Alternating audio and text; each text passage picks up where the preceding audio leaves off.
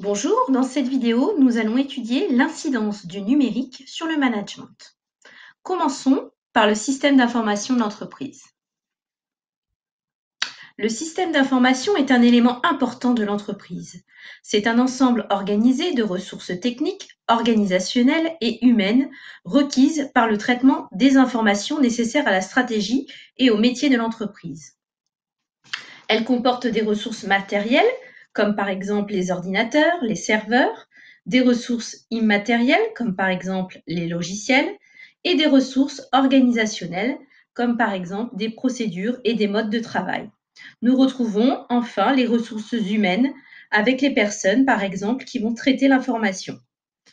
Voyons maintenant le rôle du système d'information.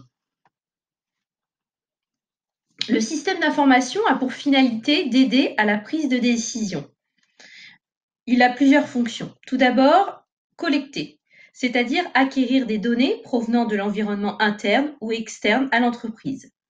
Ensuite, stocker, c'est-à-dire conserver l'information acquise. Elle doit être disponible et conservée dans le temps.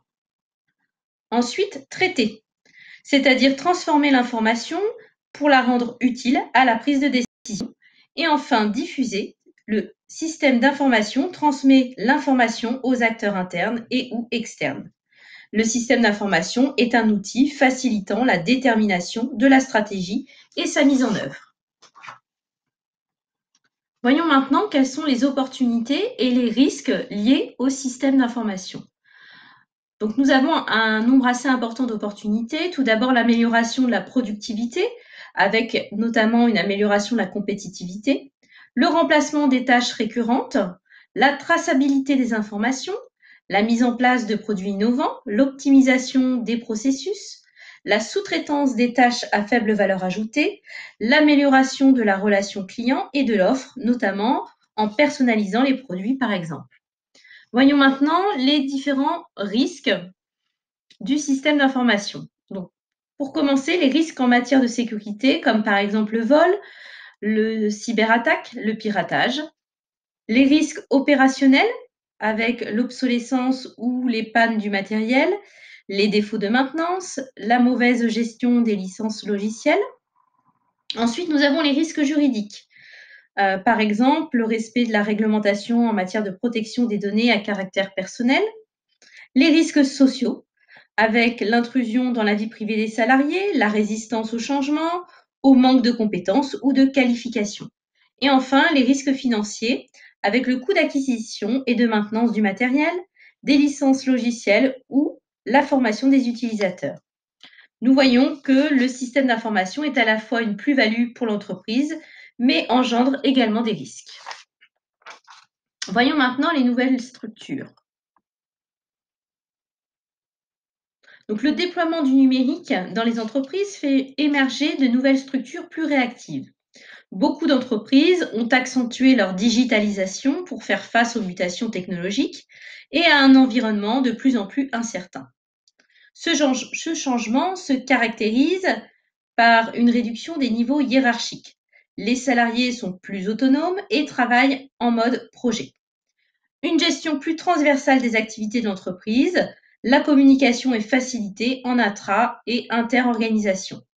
Les équipes gagnent en flexibilité et en réactivité. Ainsi, l'entreprise est plus souple, capable de s'adapter rapidement face à des changements rapides. Ceci engendre de nouvelles formes de coordination des tâches. Le déploiement du numérique dans l'entreprise permet de nouvelles formes de coordination en facilitant une standardisation des procédés et des résultats. La technostructure spécifie les procédés de travail pour le centre opérationnel, en laissant aussi la possibilité d'un ajustement mutuel, c'est-à-dire réaliser un travail par un simple processus de communication informelle, comme par exemple deux personnes qui discutent et se répartissent le travail. La possibilité également d'une supervision directe. Une seule personne donne des ordres et des instructions à plusieurs autres qui travaillent en interrelation.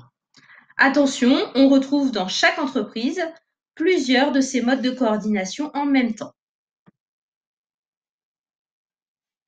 Grâce au numérique, de nouvelles modalités de travail et de nouvelles frontières se généralisent. On retrouve le travail à distance, comme par exemple les réunions à distance ou le partage de fichiers, le travail collaboratif qui favorise l'esprit d'équipe par la mise en réseau, le coworking qui va favoriser l'échange, le partage et la création. Ces nouvelles modalités de travail vont se mettre en place grâce à des outils numériques sécurisés. On retrouve également le travail en réseau avec la mise en partenariat entre les entreprises, le partenariat entre des entreprises qui va permettre de co-innover ou de co-construire une offre personnalisée.